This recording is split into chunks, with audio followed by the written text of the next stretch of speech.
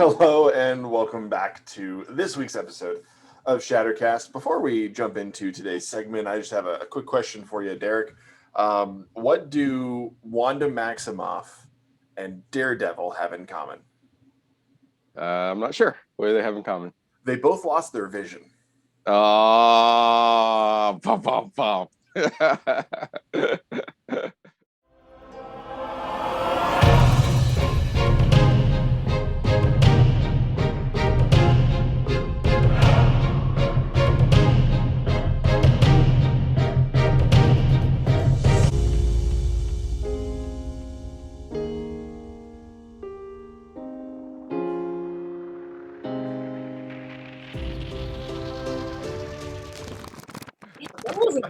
That was pretty good. That was pretty good. Have you heard some of your previous jokes? That was good. True. That's very true. Well, thank you for joining us. Welcome back after our lovely intro. Today we are going to be talking about WandaVision. And spoiler alert, all the spoilers. All of them. So if you have not seen WandaVision and you're interested in watching it at some point, and you care at all about spoilers, they're going to be everywhere. If you haven't seen the finale, do not watch this. Go watch the finale. Come back and watch this afterwards. So what are your initial thoughts? Let's just kind of go around the room, so to speak. I'll start us off. I enjoyed the show. I thought the finale did a good job. There's definitely some unanswered questions that I'm kind of curious to talk about with you guys and see what you think. Overall, net positive for me. I thought it was pretty good. What about you, Hannah? Yeah, I also really enjoyed the show. I thought the pacing was really great as far as like when they revealed things, but yet like as things were revealed, the foreshadowing was really crazy. Like there was a lot of going back and like realizing, oh wait, that was saying that this was going to happen and that kind of thing. So I think that was probably my favorite part of the show was all the foreshadowing and the pacing of revealing new things, but the things that were revealed didn't feel like forced shock twists. That's fair. What about you, Brian? I really enjoyed it. I definitely liked the black and white theme, how they would like when they were first started in black and white, they had the smaller aspect ratio, like how they used to be, and then like, during the show you would like actually see it move. Yeah, when it shifted to widescreen, I was like, I love that. It was so cool. Put into it. That was my favorite part. And then when it all went to color, like they put a lot of thought into all those things, like Marvel always does. But yeah. Yep. Well, I like how the episode where it's shifted to widescreen, it didn't do it at the start of the episode. It happened during the episode because you didn't just enter that decade with widescreen either. Like it was just something that happened. It was like that was just such a good touch. That was pretty chef's good. Kiss. Yes, very much a chef's kiss moment. What about you, Derek? Yeah, overall, I enjoyed the show. I think Marvel took a lot of risk, especially doing this style of show. It very much started off differently than Marvel has ever done before. Yep. And it was a long form show that tied directly to the MCU. We've had like Agents of S.H.I.E.L.D. before, but that was kind of in and out of the MCU. So for their first show out the gate, overall, I liked it. I thought the finale landed a little flat to me. We'll talk a little bit more about that later. So overall, net positive, but there are a few things I wish they had in it with a little bit differently. So, yep. Okay. Well, let's start with some of the things that we liked, and then we can jump into comments, complaints, things we would have changed if we had done it. Brian, you brought up a great one with their attention to detail as far as the black and white when that eventually went to color, the aspect ratio change and going full like 16:9. They made wise decisions, and they made decisions that made sense with those things, and so it was really cool to see that level of attention to those details. Going into the finale specifically, I loved the rotating visions talking to each other, as Wanda's created vision was talking to White Vision and helping him understand what if neither of us are really Vision? Because that's actually like the metaphor that he used about the ship. That's not unique to this show. That's existed for a long time, that conversation. And so when we were watching it, I had to pause the episode because I was like, I actually know what they're talking about, and this is really cool. And it was such a brilliant way to kind of get to Vision's programming. Just a very logical way to go about it, and I loved that scene very much. And I think I'll pause there and let someone else jump in. Some things you liked about the show. I think that I've said this before, but Disney's really great at casting. Obviously, we already had Wanda was set and Vision was set and that kind of thing. But Captain Rambeau, I can't remember her name at the moment. Monica. But Monica. No, I mean the actress. It starts with a T. Oh, gotcha. But like her acting was great. The guy who played Hayward was great. We got to see a little bit more depth from Darcy, or Kat Dennings. I apologize if I mispronounce it, but Teyonah Parris. Teyonah Harris, yes, that sounds right. Parris. And then like Catherine Hahn, who I've only ever seen in comedic roles. Well, this is gonna be a gas. Personality twist in the show was like, because when it first started off with her being that like really hokey character, I was like, okay, this is a very much it Catherine fit perfectly. Hahn. Yeah, exactly. I was like, this is exactly what you expect. And then by the end, it's different. Yeah.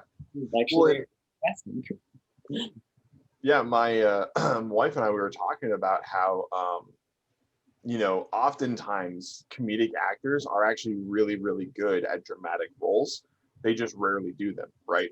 So like, I haven't seen Uncut Gems, but I've heard, aside from people who didn't like it or liked it or whatever, that he did a great job in the role. That he, like, having that Adam Sandler having that that dramatic role, and he really did a great job with it. I mean, Robin Williams, a comedic actor, but there were a few moments where he had like Patch Adams, where there were really dramatic moments, and yeah, I think she was definitely a highlight of this show. What role did she play? Was she Agnes or No, Agatha? Yeah, Agnes Agatha. / Agatha. Yep. Okay, cool. Yep. What about you, Brian? I mean, I already said my first one, and then Hannah kind of stole my second one. I really loved how all the actors portrayed their roles. Like she was saying, Agnes being the nosy neighbor, Vision always being his theological robotic self, playing a robot, even though he's actually still a human actor. Even Billy and Tommy were great. Right? Yep. Yeah. Yep. And I mean, Hannah, you commented on that as well, the casting. We've already got Wanda and Vision. But I feel like it's worth saying one more time that Paul Bettany is a gem of a man. And I am so glad that he's Vision. Like, it's amazing. Derek, what about you? Sure. So to say what you guys said, I thought the errors were amazing. The attention to detail. I grew up, I'm not quite that old, so I didn't actually see some of the first runs of this, but we used to have shows like Nick at Night and like TV Land and stuff that had like repeats of old comedy shows. So I would catch them once in a while. And this, the attention to details for shows that kind of look like the Dick Van Dyke Show or, all these other famous shows. I Love Lucy and stuff. I Love Having, Lucy. like, the bed separate. Yep. The Family Tie show, like the detail that they have, if you go back and look at the actual shows, was amazing. So I thought that was great. I agree 100%. The actors were great. Paul Bettany is an amazing actor. We knew that going in, and he did great. The standout actress for me for this whole show was Elizabeth Olsen. Just the way that she could play the different eras of characters. If you look at the different eras, how people acted was different. And the way that she could switch that through different eras was amazing. So I love that. To what Hannah was saying, I thought they did a good job with some of the mysteries. There are a couple of mysteries that we'll talk about later, but some of the mysteries, like why is the show doing different TV eras?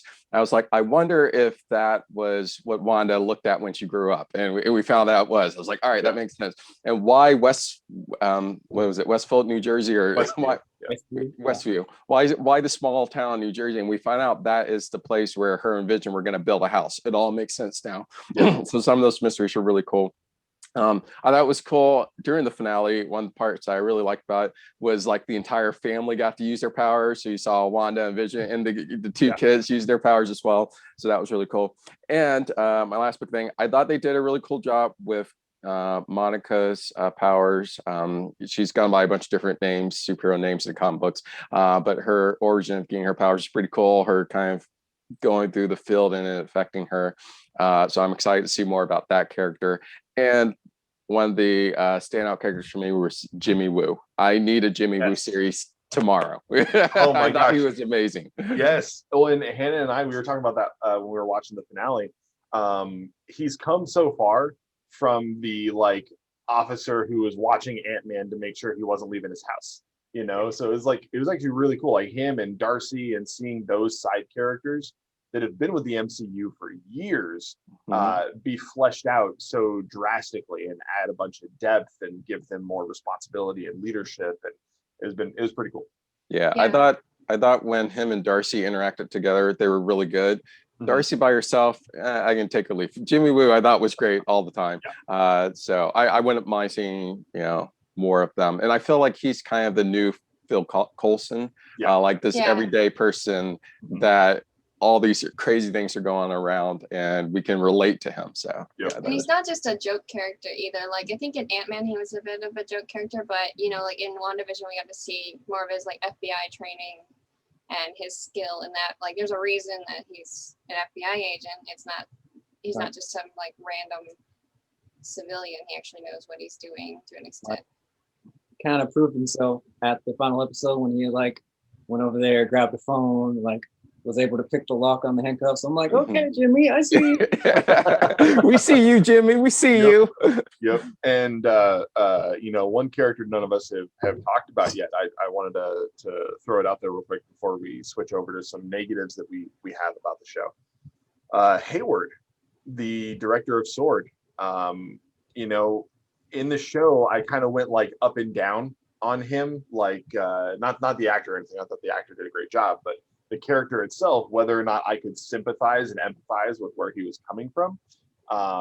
And so it was like, there were some times in some episodes where I was like, okay, I don't like what he's doing, but I can at least understand why. I can sympathize with it, and it's, sure. But then there were other times where I was like, what is wrong with you, sir? And the biggest one, the last one, was in the finale where he pulls a gun on Wanda's kids and tries to shoot them. And I was like, what are you doing? What? Like he went from being like, okay, I can kind of empathize with him, to being like super villain territory, like in an instant. I was like, he tried to shoot a couple of kids. There's no empathizing with that anymore. Like he's just evil now. Like it's like you're still shooting kids. Yeah. No. You don't get to shoot kids. That's never okay. And so, I have to commend the actor for being really good at portraying a character that the audience hates and wants to hate. He embodied it well, very naturally. And usually when you get someone who can do that really well, you find out they're like the nicest person in the world. And it's really weird, but they're somehow able to tap into that. So yeah, Hayward was another, I would say a positive for me in the show. And then in the finale, it was just, dude went off the deep end super quick. Like that escalated fast. But we didn't bring him up before because none of us really like him as yeah, Hayward was kind of a negative for me, but we'll get to that in a second. Perfect. Let's go ahead and jump into that. What are some negatives? What are some things you guys would had rather seen differently or changed or left out on the cutting room floor? We can let's go in reverse order. Let's start with you, Derek.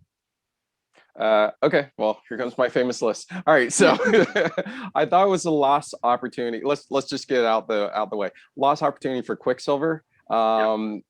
just when you bring in a character like Evan Peters, if you don't know, he was the actor who portrayed Quicksilver in X-Men. Yep. And the end of the episode, when he's in WandaVision, everyone's like, "Oh my gosh, it's happening! I'm ready!" And it's like multiverse. Like, oh my gosh! Like, there's got to be an explanation for this, and I'm so excited. Yes, and that was the fan theories that Wanda, in her grief, if she couldn't bring back her original Peter for her universe, kind of pulled this other brother into this universe and maybe weaken the barrier. So now we're going to start getting the X-Men, all that stuff. And so all the fans, including myself, were hyped. We're like, all right, it's happening. We're excited about this. And just to find that as it ends, he's just kind of an ordinary character, which is kind of a letdown.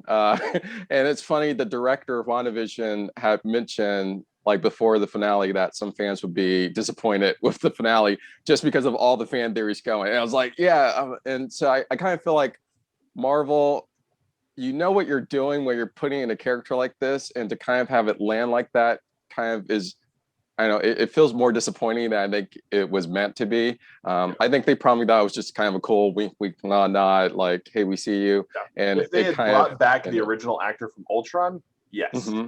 Bringing in the actor that played Pietro in the X-Men movies was like, what else could it have been? Like, that felt cruel to me. So yeah, I would say that's Darcy probably even my said, biggest negative. Darcy, when she was watching the show, like on that little TV, she was like, they recast Pietro. Yes. She recast Pietro? Which was hilarious. Like, I felt they set it up great. It was just, it kind of just landed flat. So he turned into Ralph. Yep. Boner. Which is just saying. I wasn't going to say it. I was going to wait. I just threw it out there.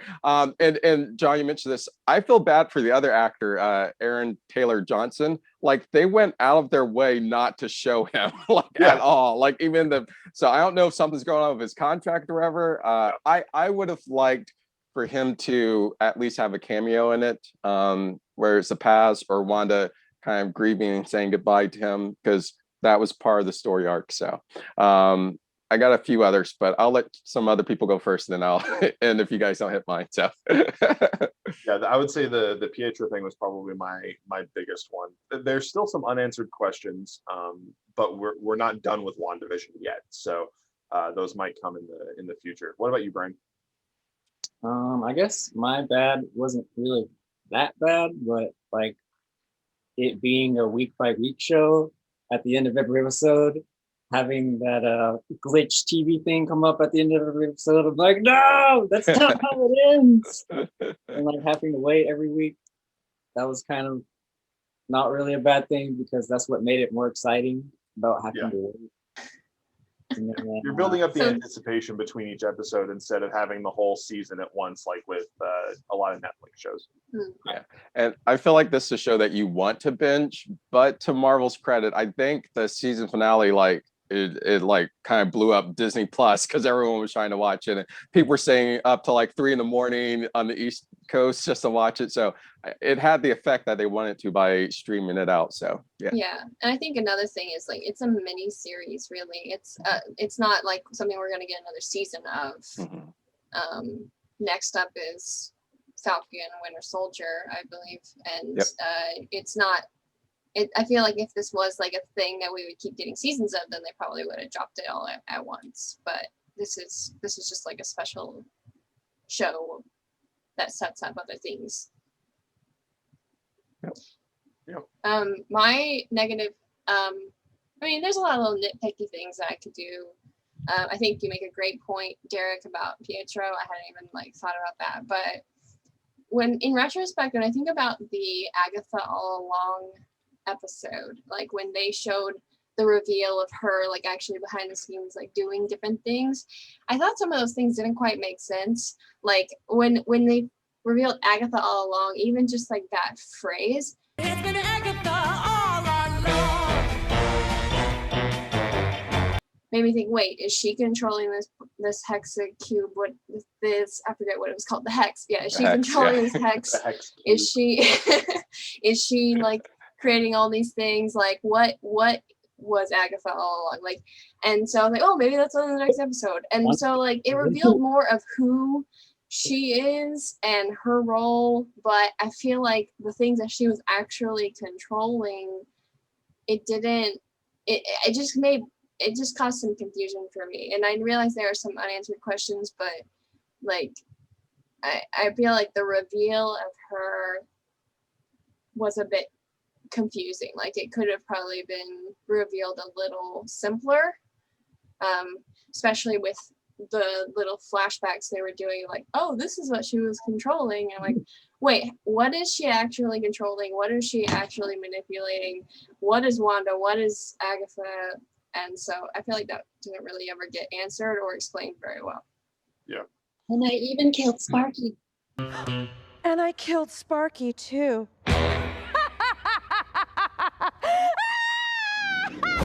I know, right? killed That was Sparky horrible. too. Everyone loved that theme song, though. It was Agatha all along. It's been Agatha all along. Yeah, I've seen a lot of Agatha all along shirts with like her in like a classic witch costume on a broomstick kind of thing. Kind of Very- reminded me of the very Munsters. The theme Yes. song. Yep. Yeah. I think that's what they pulled it from. You know, along those lines, you know, when you were talking about the hex cube, right? And it immediately, if anyone was looking at my face, made me realize why it's called that. I mean, obviously it's called that because it's hexagonal in shape, right? But they were wondering, like, why is it, you know, that six-sided? Why is it hexagonal? Why is it da da da da? And they even comment on it, like, why is it shaped that way? And hex means curse, which is the kind of things that witches cast. So I think it might just be an Easter egg to the fact that she's a witch, and that's why it's a hex. Possibly. Also, Wanda's powers in the comic books are usually described as hexes. That's just what she casts. Well, yeah, so but I mean, that's what I mean. Hexes are a witch thing. I mean, that's an ancient thing. You know, that's long before the comics. But I just didn't really think about that. Might be why the cube is that shape, is kind of just a callback to that stuff. Yeah, I think here's a positive. They had a ton of Easter eggs like that, and Wanda's origins in the comic books have changed several times for several reasons. She was a mutant. She wasn't a mutant. That's a whole history of why that all happened. It was more political stuff outside of comics, but she used chaos magic and hex bolts and all that stuff, and so they're dipping into a lot of that stuff. And I thought it was kind of cool how Darcy was trying to explain it scientifically. So I agree with that. So that was kind of cool. Definitely. A couple more negatives for my end, real fast. I thought more to Brian's point, I didn't mind it being released every week, even though I wanted to see it so bad. But for some people, the first two episodes especially was very just like copying the old shows and didn't have a lot of Marvel flavor to it. And I know a friend who watched like 5 minutes of the first episode and then he like gave up on it. And me, he's like, no, you gotta get through a couple episodes, then you'll be fine. We'll get back to Marvel. It'll all make sense.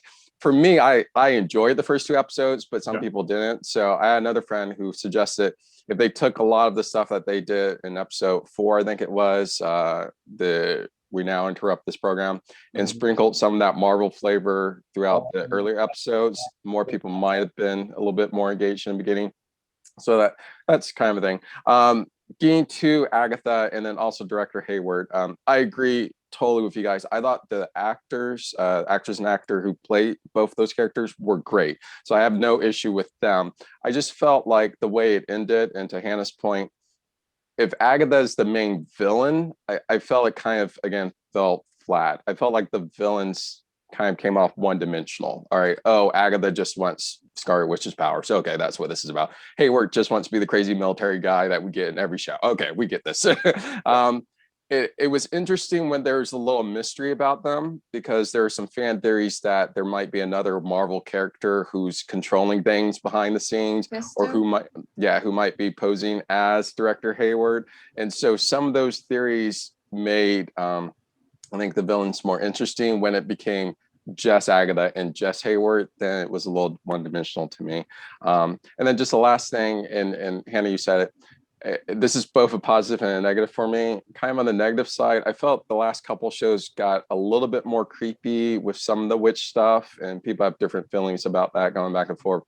I thought Doctor Strange, the movie, went out of its way to kind of depict magic as kind of this mystical force that they're learning how to use almost intellectually. Yeah. And here they went full on witchcraft. And so it added a little bit to the creepy feeling of the show. And so that was a little bit of a negative for me. The positive thing out of that is one of the fan theories is that there was a thought that there was a third villain behind the scenes, Mephisto, which is in some ways like a Satan-like character in the Marvel books, you know. And so I was really concerned how dark it really could have gotten. So I'm glad it didn't go that dark. But I think it left the villains a little one note to me because it was just us two and nothing else going on. So. Hopefully Doctor Strange movie will answer some questions because we do know that Wanda is in the Doctor Strange movie that's coming out. Correct. Yeah. And she's prominently on the poster too, so I don't think it's going to be like a little cameo or a 5-minute scene or something. But kind of along those same lines, I agree with what you said about Hayward and Agatha being pretty one-dimensional. The one thing that I didn't like was how tidy the end was. She overpowers Agatha, and Agatha's now imprisoned mentally. She overpowers Hayward, and Hayward's being locked away in cuffs. I mean, it's over, right? Whereas Agatha, especially, if not Hayward, should be like a scary villain, you know, one that's more of a threat than, you know, reveals herself 2 episodes ago and now she's completely overpowered and everything. I like the jump in power level that we saw in Wanda in the show. I think it's getting closer to some of her depictions in the comics. We kind of saw that in Endgame when she almost outright killed Thanos just in her anger.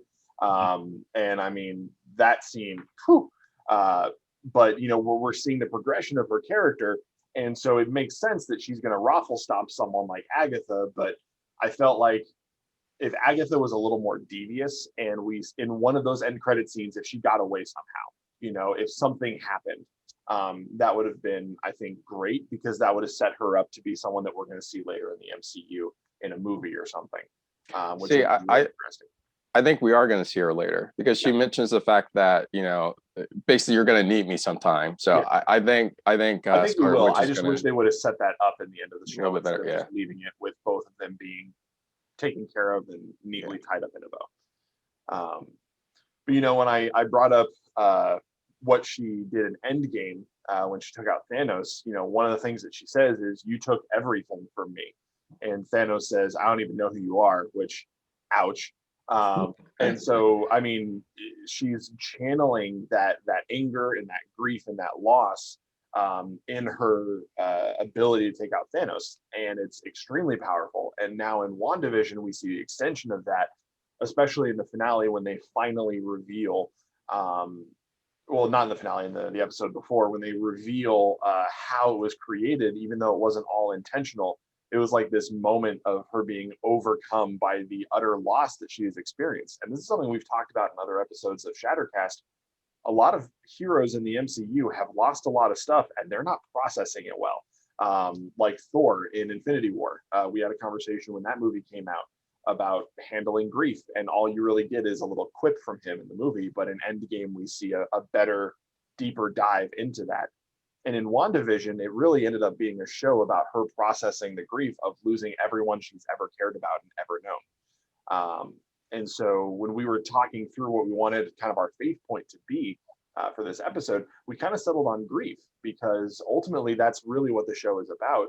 Is it only exists because of Wanda's grief, because of her loss. And ultimately that's kind of what the show is, and we see that grief kind of giving her strength as well. So there's just some interesting things to think about and unpacking that a little bit. Does anyone want to kind of start the conversation a little bit? I've been talking for a little bit too long. Also, I've said little bit like 17 times in the last 2 sentences, so someone save me. One of the fan theories when it first started was actually that the commercial cutscenes were actually kind of referencing to her grief. So like the first episode, the commercial was the Tony Stark toaster, referencing how Tony Stark was the main reason that the place she's from went into the air and all that. Yeah. And then the second one was the watch from Which what was was it? Hydra, the the Hydra. Strucker. Yeah, Strucker watch. How he was the one that did all the experiments on her. Episode 3, Yeah, the Tesseract soap. Tesseract, was when they went back to that. That's actually the Mind Stone, so that's what they were experimenting with. Episode 4, like there's different YouTube videos where you can watch and then it kind of explains everything. But that was kind of showing about the grief that she went through. I mean, she, as you said, Thanos took everything from her, so she didn't do everything on purpose. It was just kind of all of her power came out and this thing happened. Like even in the final episode, she's like, she didn't realize what all the people were going through. Mm-hmm. You're like, no, you're fine, you're happy. And they're like, no, we're not happy. We're feeling all of your grief. Yep. Like, that's kind of another one of my negatives. Like it gets serious really quick. Like we start off all happy in the first couple episodes, but like each episode gets more and more serious, diving into that grief and alone that she feels. But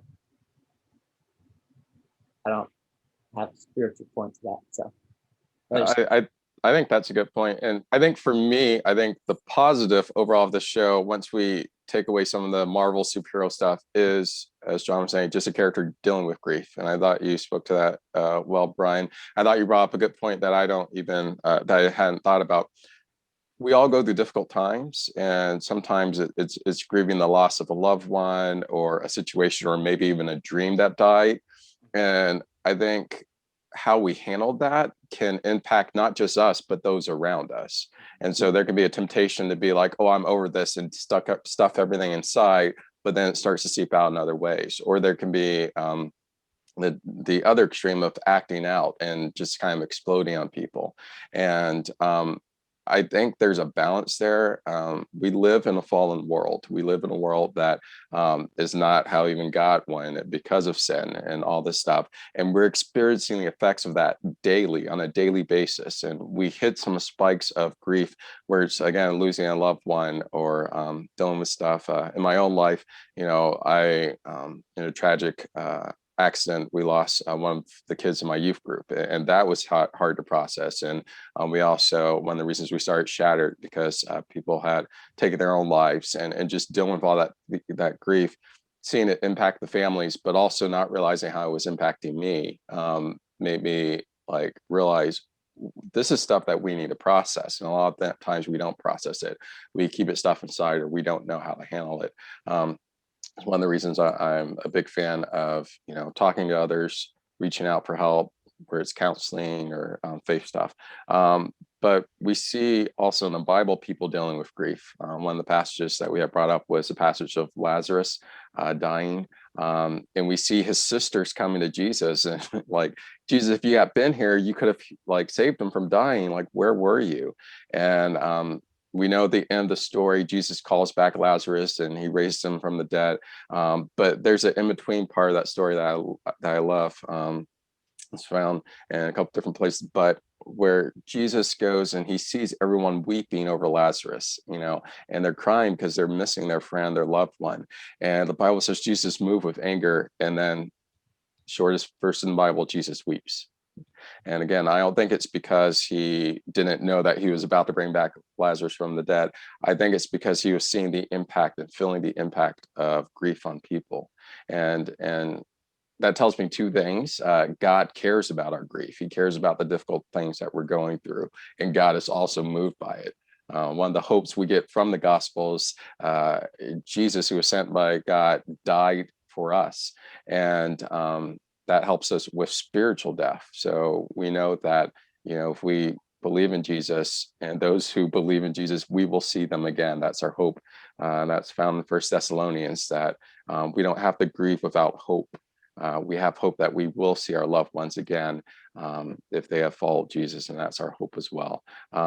So I think that's a lot to process with grief. I think the two things I would take away from it is we need to allow people the space to grieve, but we also need to remind them of the hope that God has for us, that these hard times won't be here always. You know, God's got some good things in store for us. So what about the rest of you guys?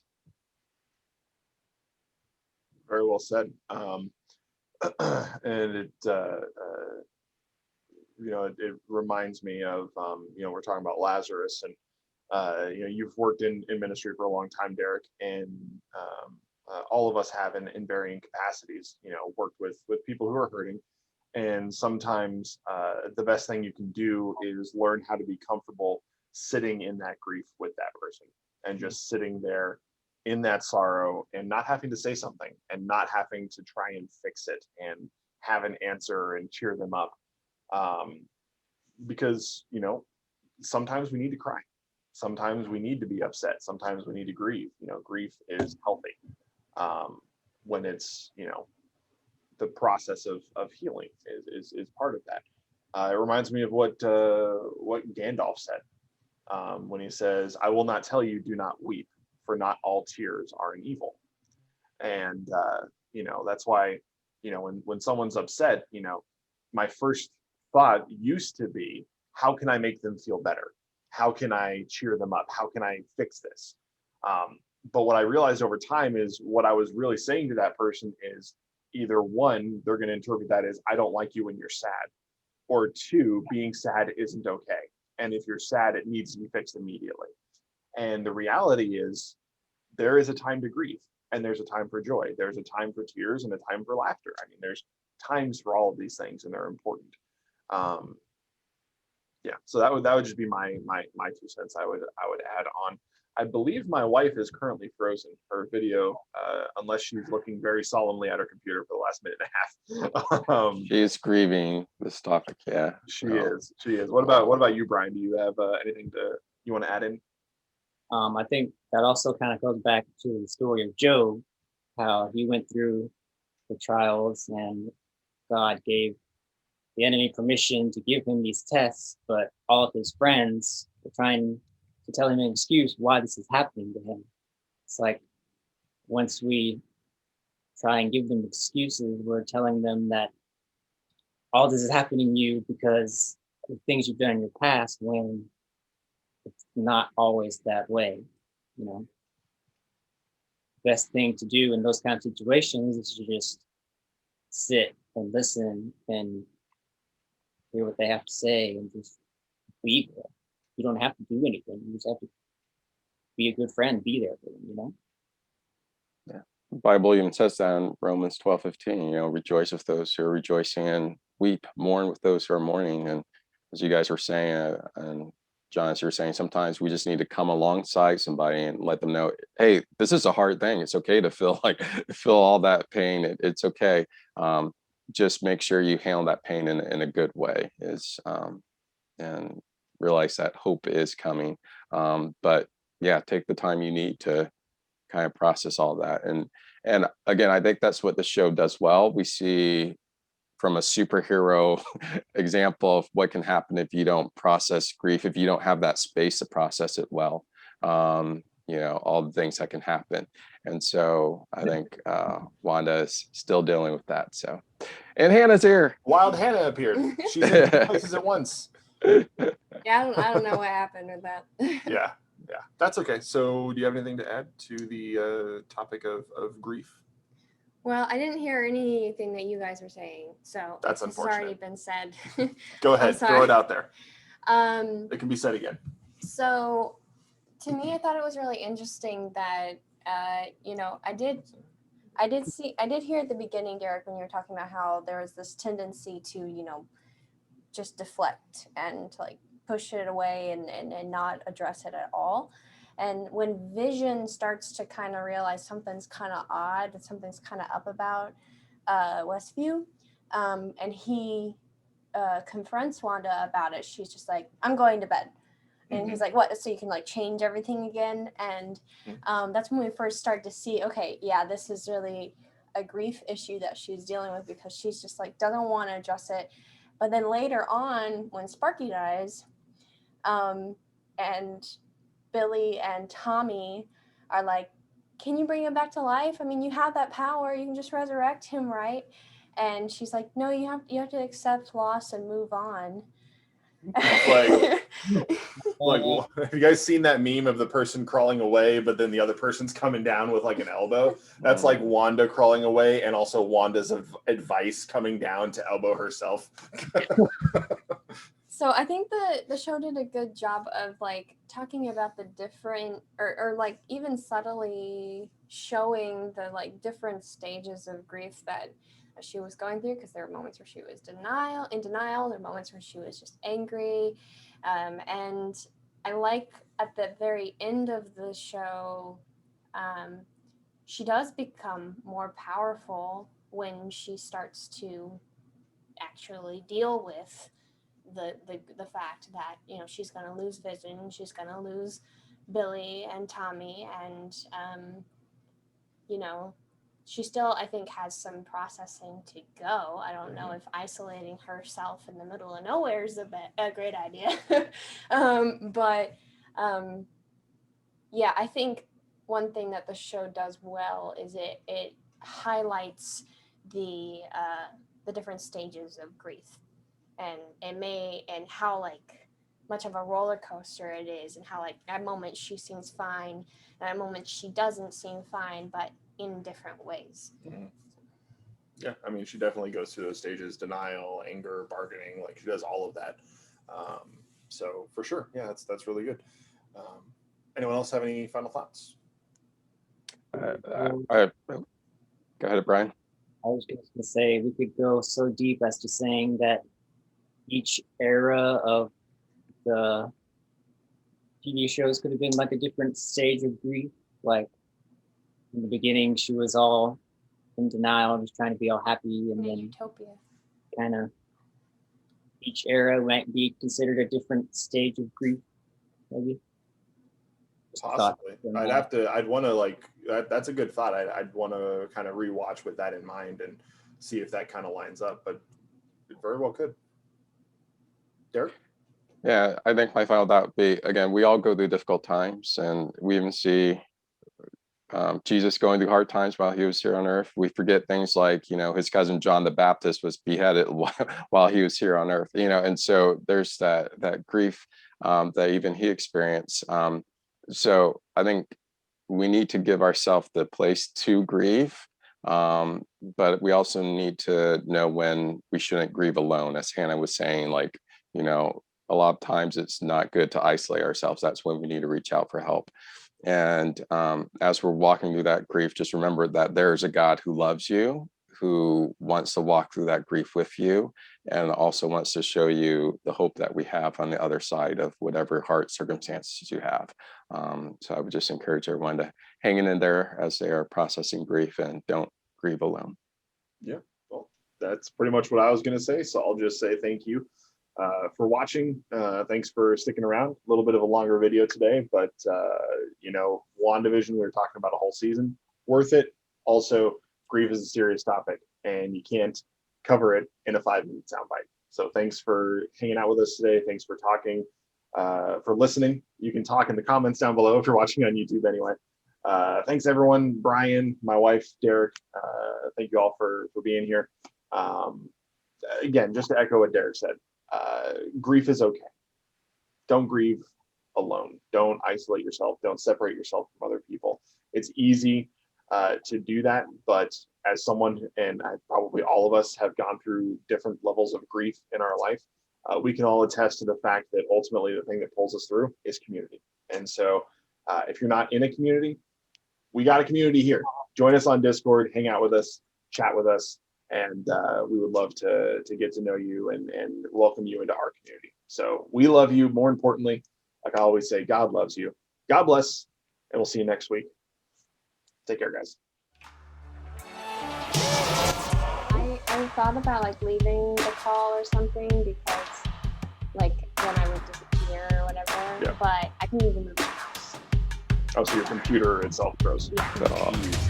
You're totally fine. We'll fix that. Don't worry. Yeah. It'll be fine. And yeah, went well. I thought that was good. It was a good conversation. That was a good segment, guys. Good job.